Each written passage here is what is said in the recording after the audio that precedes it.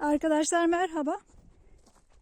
Sizlere bugün iğnelik otunu tanıtacağım.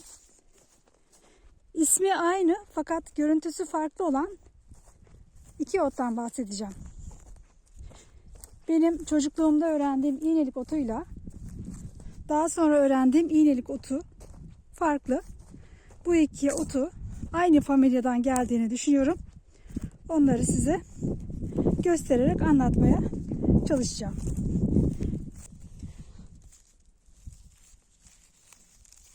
İğnelik otumuz bu arkadaşlar. Yapısı itibariyle diğer otlardan biraz farklıdır. Bu şekilde sürgünü vardır yanlarından. Ucuna doğru çiçek açar. Şuradaki beyaz çiçekleri olgunlaştıkça leylek gagasına benzeyen iğne şeklinde tohumlar verir. İğnelik otunu tanımak için öncelikle şuraya dikkat edin. Bakın şöyle birbirinden hemen ayrılabilen parçaları vardır. Şu ortadaki de çiçek sapıdır. Şöyle baktığınız zaman gövde kısmı koyu pembe rengindedir. Bunun şimdi bir kök kısmından çıkarayım. Tek yıllık bir bitki olan iğnelik otunun kökleri bu şekildedir. Her ne kadar kazık kök yapısına benzese de bu otumuz tek yıllık bir ottur. Bakın az önce gösterdiğim iğnelik otuyla ne kadar çok benziyor. Şöyle yan tarafa başka bir sürgün oluşturmuş. Burada yine başka bir sürgün. Şurada minik bölümde tekrar bir sürgün oluşturacakmış. Ve yine çiçek sapı devam ediyor. Ucunda minik beyaz çiçekler. Bu bitkimiz kokuludur arkadaşlar. Ağır bir kokusu yoktur. Çok aromatik bir hafif kokusu vardır. Yine bakın burada çiçekler oluşacak. Leylek gagası adı da verilen bu otun farklı bir cinsi daha var ki o da iğnelik otu ismiyle anılır. Leylek gagası adı da verilir. Tohum kısmına geldiğimiz zaman ki şurada hemen görüyorum. Alalım. Tohum kısmı zamanla bu tohum kısmı bakın olgunlaşacak ve bunlar leylek gagasına benzeyecek. Leylek gagası şeklinde olacak. Bazen şu beyaz çiçekleri hafif pembeye, açık pembeye doğru kayabilir. Bulunduğu bölgeye göre değişebilir. Benim bildiğim şimdiye kadar iğnelik otunun iki türü var. Birinci şu anda göstermiş olduğum yaprakları nispeten papatyaya benzeyen iğnelik otu. Başka bir önemli noktası da gelincik otuyla iğnelik otu arkadaşlar birlikte kullanılır. Ege bölgesinde özellikle Urla'da diyeyim çocukluğumda gelincik otu toplanır da yanına iğnelik otu konmadan olmaz.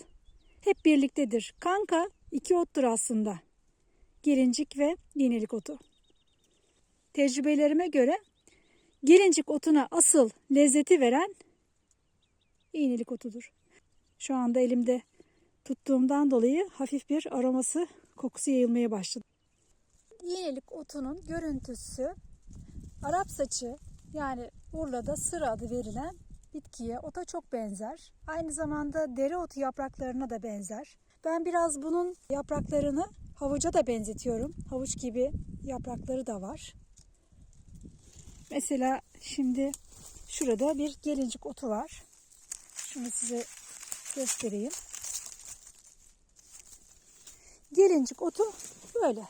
Bu şekilde kök kısmından yaprakları yayılır. Şöyle çatallanan bir yapısı var iğneliğin. Çok fazla boylanmaz iğnelik otu ama bulunduğu yerde eğer çok fazla ot varsa gün yüzüne çıkabilmek için şöyle bir miktar 20-30 santimetre boylanabilir. Genelde yayılıcı bu şekilde görüntüye sahip olan bir ottur. İğnelik otu. Bakın şuralarda da hemen büyür. Soğuğa da dayanıklı olan otlarımızdandır bu arada arkadaşlar. Eğer ot toplamaya çıktığınızda havalar henüz soğuksa iğnelik otunu bu şekilde görebilirsiniz. Dikkat edin, üzerinde çiçek yok. Fakat yerde hemen toprağa yakın kısımda yaprakları var. Toprağa değen yaprakları var. Bu şekilde. Gövde kısmına dikkat edersek bakın gövdesinde kaç tane şöyle sürgün var. Aslında bir köktür bunlar. İsterseniz bunu da hemen şöyle çıkarayım.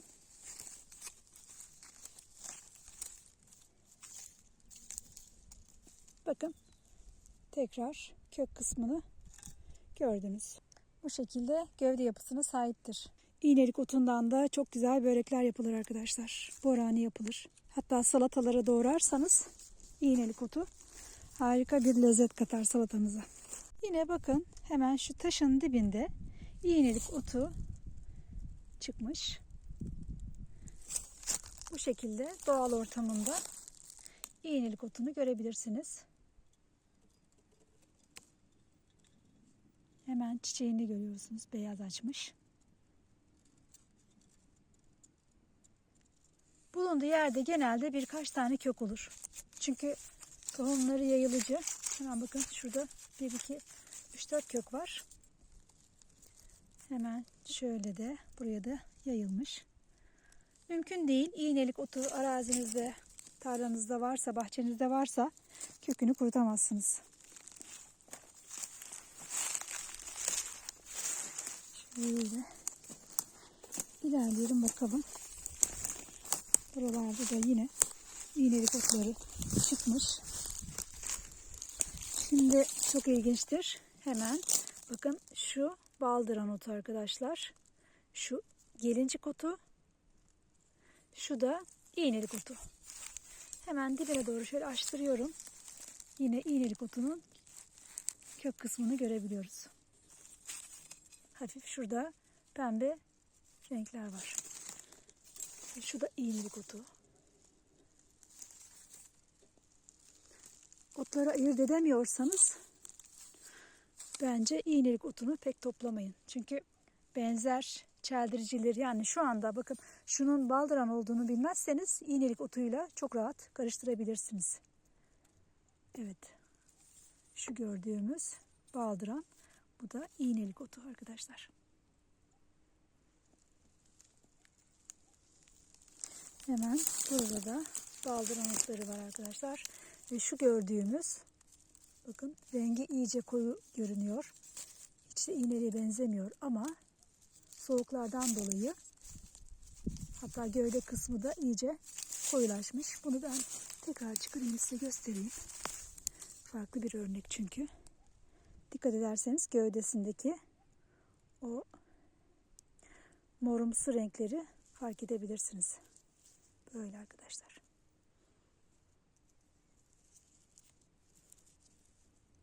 Bakın yine bir iğnelik otu. Şurada hemen yan tarafta bir tane daha iğnelik otu var arkadaşlar. Bu da taze olan, daha taze, henüz daha çiçek açmamış olan fakat çok yakın zamanda çiçek açacak bir ottur. Yine hemen burada bir gelincik otu var. Farklı bir tür. Yaprakları geniş olan. Hemen yakınında şöyle yine göstereyim. İğnelik otu var. Ben her defasında eğer gelincik otu topluyorsam mutlaka iğnelik otunu da ararım. Bu da bakın iğnelik otudur. Evet, size başka bir örnek. İğnelik otu adına. Ne kadar güzel, ne kadar keyifliler. Lezzetli olduğu ne kadar belli.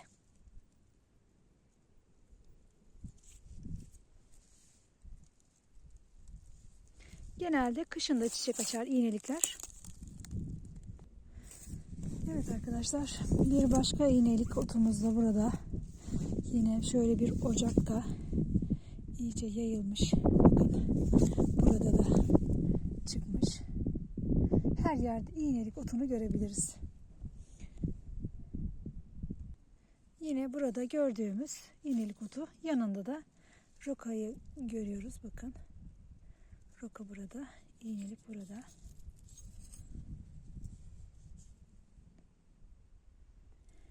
Şurada şimdi size benim bildiğim iğnelik otunu gösteriyorum arkadaşlar. Şu iğnelik otu. Fakat yan tarafta gördüğümüz de daha sonra öğrendiğim iğnelik otu. Şimdi bu otun gördüğünüz gibi minik pembe çiçekleri, mor pembe çiçekleri var. Aslında beyaz çiçekleri olan, size tanıtmaya çalıştığım iğnelik otu, ikisi de birbirine çok benzemez. Özellikle çiçek açtıktan sonra tohum kısmı leylek gagasını andırır.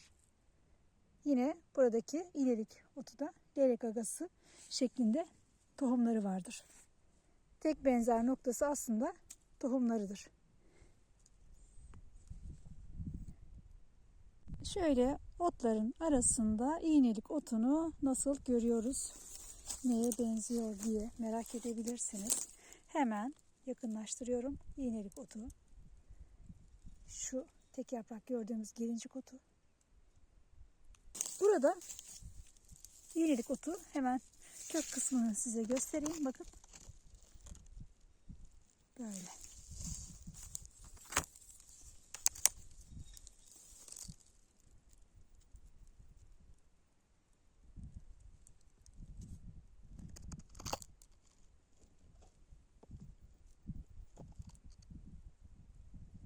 Şuradaki de bakın ne kadar çok dereotuna benziyor.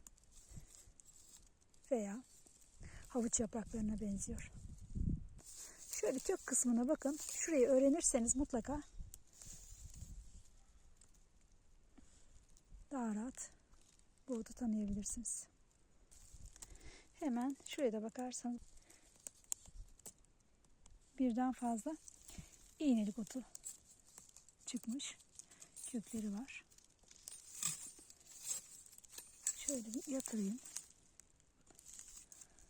Yine uzaktan gördüğümüz bakın gelincik ve başka bir gelincik otu daha.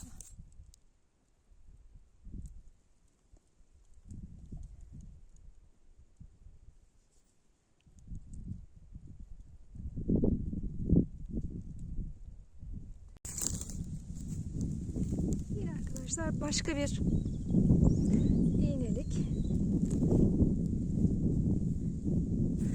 Şöyle dikkat ederseniz buradaki köke yakın olan, gövdeye yakın olan kısımları bordo renge sahip.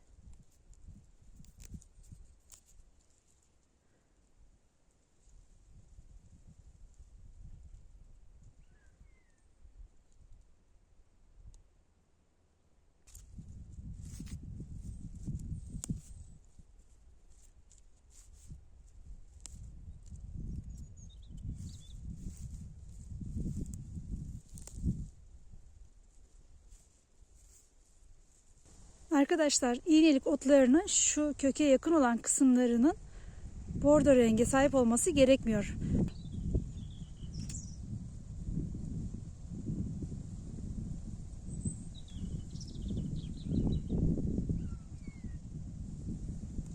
Şimdi gidelim diğer iğnelik otunu size göstereyim.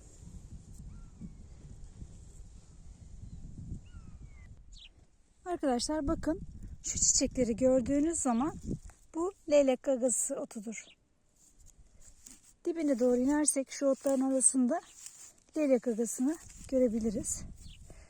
Şöyle çıkarayım otu. Evet bakın. Çiçekleri kendisine ele verdi.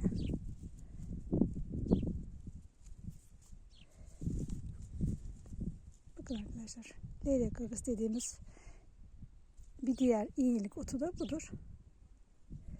Hemen şurada ileriye doğru bakarsak bakın, burada yine bir tane daha leylek gagası otu var. Bu da büyümüş, gelişmiş. Daha belirgin olan otları göstereceğim. Burada gördüğümüzde bakın hemen, bu da diğer iğnelik otu. Birinci anlattığım iğnelik otu. Dün akşam saatlerinde buralarda iğnelik otunu aradım ama çiçeklerini kapattığı için otların arasında çok göremedim. Bakın arkadaşlar. Yine şöyle mor çiçek açan, pembe çiçek açan bir bitki. Yaprakları da iğnelik otuna hiç benzemiyor. İğnelik otunun tohumları arkadaşlar bu şekilde. Leylek gagasını andıran bir tohum yapısı vardır. Şöyle iğneye benzer her bir tohumu da. İğneye benzer. Şöyle. Bunların içinden sayısız tohum çıkar. Şunların her biri tohum olmaya başlamış. Bir yandan da çiçek açmaya devam ediyor. Yeni sürgünler de veriyor. Sürekli sıcaklar bastırıncaya kadar çiçek açıp tohum vermeye devam edecek. Şu bölgede çok güzel iğnelik otları çıkmış. Şuradaki beyaz çiçekli iğnelik otu, leylek gagası. Buradaki de şöyle pembe çiçekli iğnelik otu. İğnelik otunun pek çok faydası var. Kanamayı durdurucu özelliği vardır. Bağışıklık sistemini güçlendirir. Stresi alır, sakinleştirir. Böyle bir güzel ottur iğnelik otu. Bunun aynı zamanda yemeklerde kullanıldığı gibi çayı da içilebilir. Bu şekilde kurutulan iğnelik otları çay olarak da tüketilebilir. Arkadaşlar bu videomda sizlere iğnelik adı verilen iki farklı otu tanıtmaya çalıştım. İkisi de yenen otlardandır. Başka bir videoda görüşmek üzere. Hoşça kalın.